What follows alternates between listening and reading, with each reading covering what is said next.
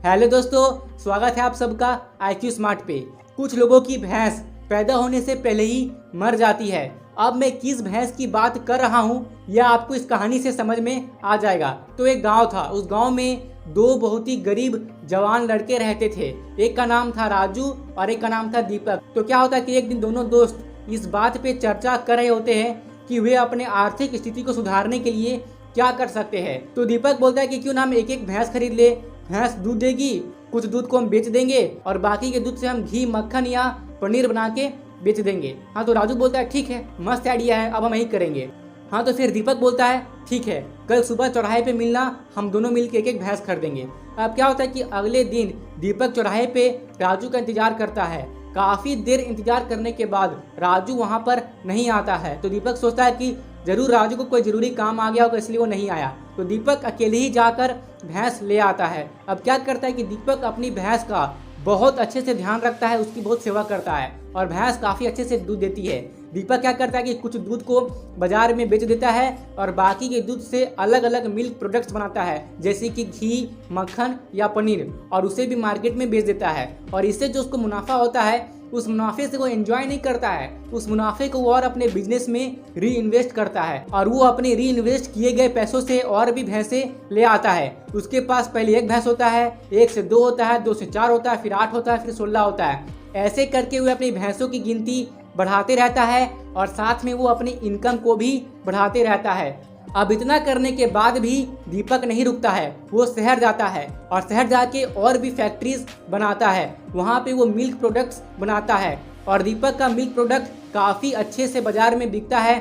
सब लोग उसके प्रोडक्ट को खरीदने के लिए बहुत ही एक्साइटेड रहते हैं। अब इससे क्या होता है कि दीपक का मुनाफा बहुत ज़्यादा बढ़ जाता है। अब दीपक बहुत ही अमीर हो गया होता है। वह शहर में एक बहुत बड़ा बंगला लेता है। अब उसके पास खुद की लग्जरी कार भी होती है। अब एक दिन क्या होता है कि दीपक सोचता है क्यों ना मैं अपने गांव घूम के आऊँ, आखिरकार मैंने उस गांव में खेला कूदा है, मेरा बचपन उसी गांव में बीता है और पता नहीं मेरा दोस्त कैसा होगा, चलो मिल के आते हैं। तो दीपक अपनी कार में बैठता है और अपने गांव की तरफ निकल जाता है।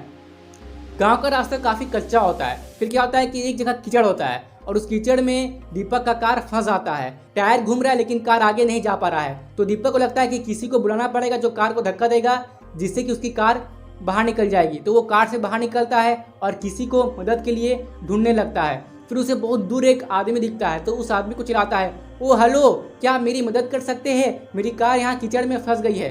तो वो आदमी सुनता नहीं है। फिर जब दीपक उस आदमी के करीब आता है तो देखता है कि अरे वो तो उसी का दोस्त राजू है जो कि बैठ के आराम कर रहा है।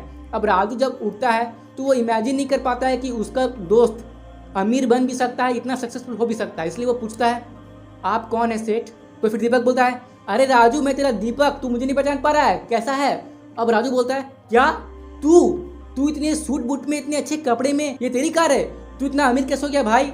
तो दीपक बोलता है अरे तू भूल गया, हमने डिसाइड किया था कि हम भैंस खरीदेंगे और उससे अपना रोजगार चलाएंगे, और तू तो उस दिन भैंस खरीदने के लिए आया ही नहीं, तू क्यों नहीं आया। तो राजू बोलता है कि जब मैंने ये बात अपनी पत्नी को बताई कि मैं एक भैंस खरीदूंगा और उसके मिलने वाले दूध से हम अपना घर का खर्चा चलाएंगे। तो ऐसा सुनकर राजू की पत्नी ने कहा अरे पागल हो गए हो क्या, अगर तुमने भैंस खरीदा, भैंस अगर बीमार हो गई, भैंस अगर मर गई तो सारा बिजनेस चौपट और तुम्हारा पैसा भी बर्बाद हो जाएगा। इसीलिए ये सब चक्कर में मत फंसो, जैसी जिंदगी चल रही है हम उसी में गुजारा कर लेंगे, थोड़े बहुत जो पैसे आते हैं उसमें हम गुजारा कर लेंगे। हाँ, तो ये बात सुनकर दीपक बोलता है अरे राजू, मैंने भी भैंस खरीदी, मेरी भैंस बीमार नहीं निकली, उसने काफ़ी अच्छा दूध दिया और जब उसने दूध दिया तो मैंने उससे मिलने वाले मुनाफे को अपने ही बिजनेस में री इन्वेस्ट किया। मैंने 2 भैंस खरीदे, फिर 4 खरीदे, फिर मैंने 8 खरीदे। ऐसे ही करते करते मैंने भैंसों की गिनती बढ़ाई। मैंने शहर में जाके अपनी फैक्ट्री बनाई जहाँ पे मिल्क प्रोडक्ट्स बनते हैं और ऐसे ही करते करते मेरा बिक्री बहुत अच्छा होने लगा और मैं अमीर बन गया। तूने तो पहले से नेगेटिव सोच लिया, तूने पहले से सोच लिया कि मेरी भैंस तो मर जाएगी। अगर तू पहले से नेगेटिव सोच लेगा, पहले से तेरी सोच नकारात्मक हो जाएगी तो तू आगे कैसे बढ़ेगा, और इसलिए तू आगे नहीं बढ़ पाया और मुझे देख मैं कहाँ से कहाँ पहुँच गया। तो दोस्तों, क्या अब आपको समझ में आया कि क्यों कुछ लोगों की भैंस पैदा होने से पहले ही मर जाती है। काफ़ी लोग ऐसे होते हैं जो पहले से नेगेटिव सोचने लगते हैं। अगर उनके दिमाग में कोई बिजनेस आइडिया आता है या कोई दूसरा उसको कोई बिजनेस आइडिया बताता है तो नेगेटिव लोग ऐसा सोचते हैं कि अगर बिजनेस नहीं चल पाया तो, अगर मेरा सारा पैसा डूब गया तो, अगर मतलब सर घाटा हो गया, कोई मेरा सामान नहीं खरीदा तो क्या होगा। हम पहले से नेगेटिव सोचने लगते हैं और ट्राई नहीं करते हैं। जब हमारे माइंड में पहले से ही गलत चीज़, गलत भावना आ जाती है, तो हम रिस्क लेने से डरते हैं और हम केवल सिक्योरिटी के पीछे भागने लगते हैं, लेकिन कभी कोई चीज़ ट्राई नहीं करते हैं। बल्कि हमारा दृष्टिकोण ऐसा ना चाहिए कि अगर हम रिस्क लेते हैं, बिजनेस करते हैं, तो इससे हमको बहुत मुनाफा होगा, हम बहुत आगे बढ़ेंगे। अगर हम फेल भी हो जाए तो हम फेल नहीं होंगे, इससे हमें बहुत कुछ सीखने को मिलेगा। अगर हम सीखने वाला दृष्टिकोण रखते हैं तो हम आगे जरूर बढ़ सकते हैं। आपने स्कैम 1992 की ये डायलॉग तो जरूर ही सुनी होगी कि समय जाता नहीं है, समय लाता है एक्सपीरियंस, और एक्सपीरियंस का तो अपना ही अलग वैल्यू होता है। टाइम जाता नहीं है, टाइम लाता है एक्सपीरियंस, और एक्सपीरियंस का ना अपना वैल्यू है, समझा? तो दोस्तों ये बात बिल्कुल सच है।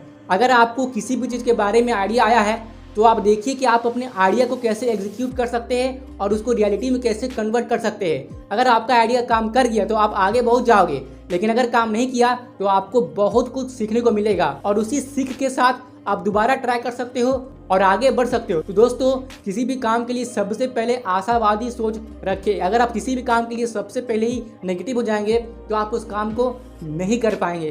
तो आज इस वीडियो में मैं बस आपको यही समझाना चाहता था कि आपकी भैंस पैदा होने से पहले मरनी नहीं चाहिए।